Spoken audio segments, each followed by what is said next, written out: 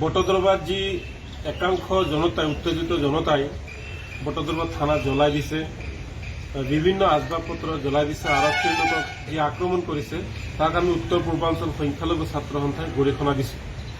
যিহেতু আমি সংবাদ মাধ্যমত দেখিবলৈ পাইছোঁ যে এজন লোকক আৰক্ষী উঠাই আনি আৰক্ষীৰ জিম্মাত মৃত্যু হৈছে, আৰক্ষীয়ে হেনো 10,000 টকাৰ হ্ৰাস বিচৰাৰ অভিযোগ তুলিছে আৰু নিদিয়াৰ কাৰণে তেওঁক অত্যাচাৰ কৰি তেওঁক হত্যা কৰা হৈছে বুলি অভিযোগ উঠিছে।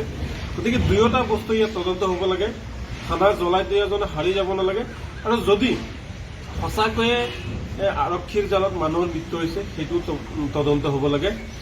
আজি সেই বটদ্ৰৱা কাণ্ডৰ ঘটনাৰ লগত জড়িত একাংশ লোকৰ ঘৰত বুলডোজাৰ চলোৱাইছে, তেওঁলোকৰ ঘৰ বাৰী ভাঙি দিয়া হৈছে। এতিয়া কথা হ'ল দোষীয়ে শাস্তি পাওক, আইন আছে, সংবিধান আছে, সেইমতে শাস্তি দিয়ক, আমাৰ ক'ব লগা নাই। কিন্তু তাততো নিৰপৰাধী শিশুসকল আছে, তাতে ঘটনাৰ লগত জড়িত নথকাওতো ব্যক্তি থাকিব পাৰে।